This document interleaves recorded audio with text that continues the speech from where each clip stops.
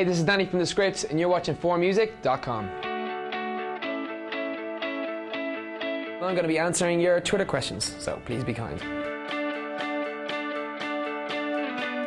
I've taken up photography, actually, as it was a hobby originally, because we do so many things in a day that's really hard to kind of take stock of it. So originally I bought a really expensive camera to just kind of document it, but it's turned into a real love. You know, I've started booking studios, bringing models down, doing fashion shoots, and you know, I'll normally take maybe a day before. If we fly into a country, I'll take the day to kind of go around the city and take shots of it. It's just something I really love. I think we're just blessed that people are reacting to the songs in the way they are. You know, we don't sit down and try and be impressive to everybody with our stuff. We just try and do something that feels natural to us, and I think it's a testament to being able to stand behind your own feelings and emotions. You know, songs, I guess every script song that you hear is one less emotion that I'm carrying around inside me. You know, and for us, you know, that was the whole point when we started this, and it's still the point today. It's all about the songs. Yeah, I get starstruck all the time. The last time, it doesn't tend to be really with musicians, it's always with sports people. You know, Alex Ferguson invited us up to play at his 25th year, being a manager in Old Trafford.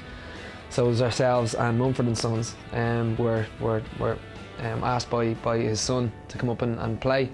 And that was the one I was really nervous about. You know, it's like you're going up to Old Trafford to play for Sir Alex for 45 minutes, you know what I mean? It's like every kid's dream. Unfortunately, we were playing music, I wasn't playing soccer. But, you know, looking out at all the first team were there, you know, all the soccer legends were all there as well, a lot of managers as well. So, yeah, that was it. One time I got really starstruck.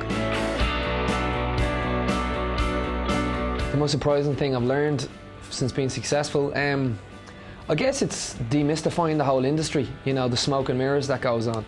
You know, I think, you know, you grow up with your idols and thinking that they're superhuman and that there's something that you won't be able to achieve one day. And everyone I meet, I'm just so blown away by how humble a lot of the biggest stars are. You know, sometimes the bigger the star, the nicer they are. You know, there was definitely a case with Paul McCartney when we got to meet him. You know, U2 as well, and anybody really across the board have really been an inspiration for us to try and be as good, but also to conduct yourselves in the industry in a good way. For the first time, probably gets not the best reaction, but probably the most emotionally stirred reaction. You know, because the song just means so much to people. It means so much to us as a band, but then to also realise that it meant so much to other people, that they're standing on chairs singing it, you know, people on other people's shoulders singing it as well. It's a massive song, and you know, it's about the people.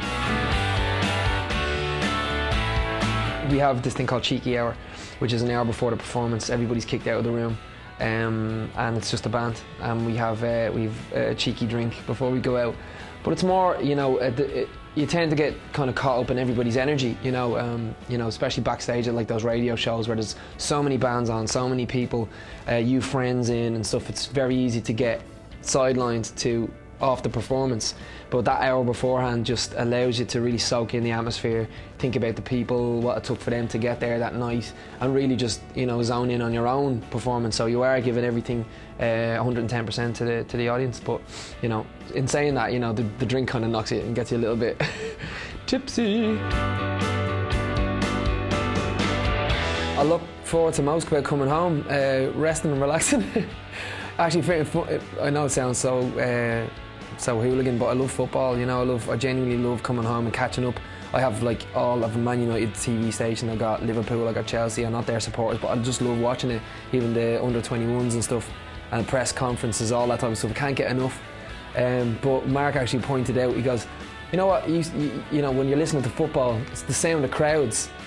You know, there's 80,000 people crowds, and I think it's just comforting to me have gone from that to back and being in my front room, but you're listening to a big crowd. It's quite soothing to me as well, so yeah, I quite like that. Thanks everybody for your questions, and hopefully we'll get to see you out at a script show very soon.